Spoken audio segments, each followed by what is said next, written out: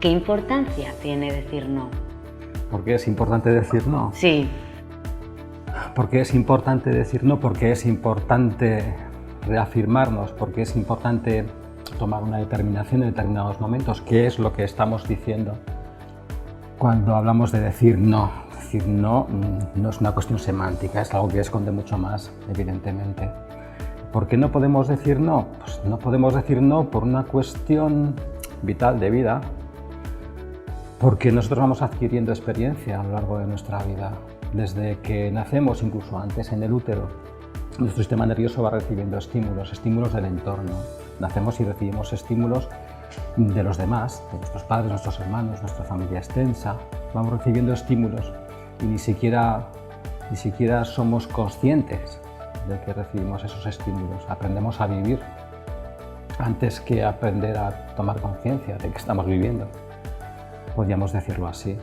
En esta experiencia que es la vida, y conforme vamos creciendo, vamos aprendiendo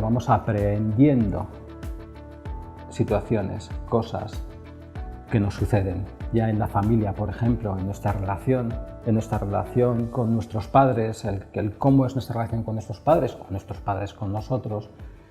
Por ejemplo, desde la autoridad, ¿no? Desde una posición muy autoritaria, yo puedo aprender a que el responder a mi padre pues, conlleva un castigo, por ejemplo, ¿no? Podría ser. Y esto que estoy aprendiendo y de lo que no soy consciente siquiera, sí que se está quedando en mi memoria a largo plazo, ¿no? En mi cerebro de la afectividad, podríamos decir, y que en un momento determinado de mi vida, pues por ejemplo, en el trabajo, en una situación del trabajo en la que tendríamos que decir no, pues decimos que sí, pues por ese miedo a la figura de autoridad. O sea que de alguna manera esa falta de firmeza nuestra a la hora de decir que no siempre es pensando en personas de fuera, no en nosotros mismos, ¿no? Bueno, es que las relaciones las hacemos con los demás. Digamos que si no existen los demás, digamos que nosotros somos los demás en cierta forma, ¿no? Sí. Los que me dan mi forma son aquellos con los que me relaciono desde que nazco. ¿Y qué es? Una cuestión de que no queremos defraudarles, de que no queremos... Pueden ser muchas las causas, ¿no? Pues como te decía, por ejemplo, una dificultad para decir no con respecto a la figura de autoridad. O por ejemplo, el decir sí, pues porque me han educado a estar en una posición de servicio, probablemente en mi familia.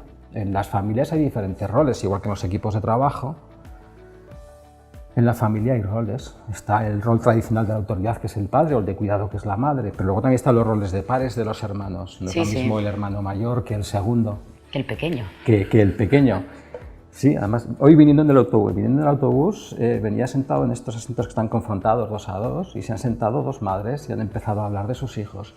Y una ya decía, mi hijo tal, pues que muy bien, el segundo pues parece que va tirando, pero el tercero... Y ella decía a su amiga, le decía, y yo soy la misma madre. Y yo me preguntaba si era la misma madre o no. Porque es verdad que en nuestra experiencia vital, como padre, en nuestra experiencia vital tenemos un hijo en determinadas circunstancias que a lo mejor son más favorables, o incluso lo esperamos o no lo esperamos, con lo cual nos coloca en una posición de relación que ya es distinta desde aquí. Sé que esto a lo mejor cuesta aceptarlo, pero es así. Y ese saber decir no, o en un momento determinado no saber decir no, ¿cómo puede afectar a lo que es el día a día de una organización, a nuestra gestión del tiempo, a la gestión de equipos? Esto trasladado al ámbito del trabajo, de las organizaciones, pues podemos tomar como referencia lo que estábamos hablando de los roles que ocupamos en una familia o en un grupo de amigos. En las organizaciones pasa lo mismo. Nosotros cuando nos incorporamos a un equipo de trabajo, nos incorporamos en una perspectiva de rol. Es decir, yo no entro a trabajar si soy enfermero como Ignacio, no entro como enfermero. Lo que me da identidad en ese grupo es que soy enfermero o que soy médico en ese equipo de trabajo. Eso es lo que me da identidad.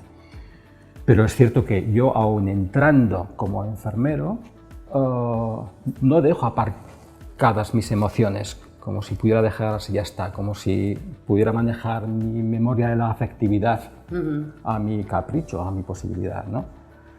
No lo dejo, entonces incorporamos en las relaciones del equipo de trabajo estos aspectos emocionales y se reproducen las circunstancias. ¿Por qué? Porque en un equipo de trabajo tenemos una figura que es de autoridad, que va a ser el coordinador o el director.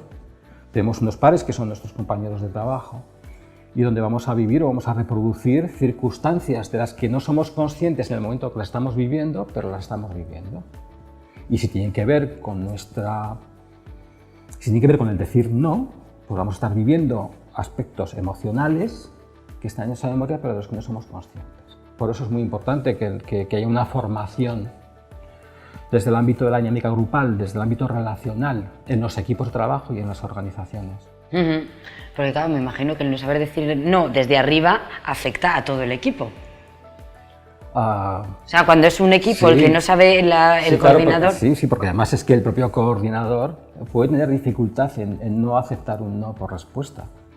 Hay directores de equipo o coordinadores que lo que necesitan es un grupo de psicofantes, de gente que les diga sí a todo, porque lo necesitan, pues no sé, pues a lo mejor por un narcisismo elevado, que también tiene que ver con lo que estamos comentando de nuestra experiencia, ¿no? De nuestra experiencia vital. No estamos hablando de una cuestión de voluntad o de mala fe, no tiene nada que ver con esto. En el ámbito de las relaciones, en el trabajo de las relaciones personales, en los equipos de trabajo, nunca hablamos de algo malo o bueno. Son elementos para trabajar. Sí, o que funcionan o no funcionan, me imagino. El equipo de trabajo, la tarea del equipo de trabajo es que los procesos agilicen el trabajo. Claro, porque por ejemplo que en un equipo alguien sepa decir que no y otro que sí, ¿puede desequilibrar ese equipo? No, yo creo que lo importante debiera de ser el trabajar el equipo de trabajo desde la perspectiva de la dinámica de grupo. ¿Por qué? Porque el grupo adquiere identidad con todos los miembros que lo componen.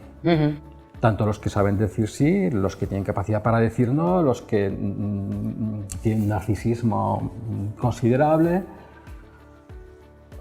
Todos ellos componen el equipo de trabajo y todos ellos complementan los roles en el equipo de trabajo. Lo importante es saber que eso existe y que cuando alguien tiene una dificultad en decir no, también hay responsabilidad del compañero y también hay responsabilidad del coordinador o director del equipo. Y esta parte es muy importante.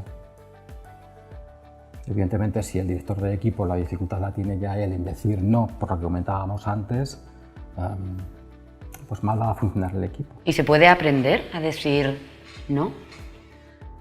Todo se puede aprender, así que se puede aprender a decir no, pero es verdad que cuesta.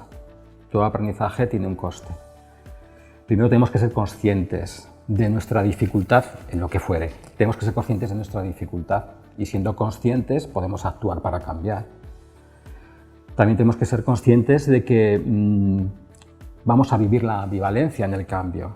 Vamos a tener que dejar algo que conocemos, de lo que ya tenemos costumbre, de que nos genera una zona de confort.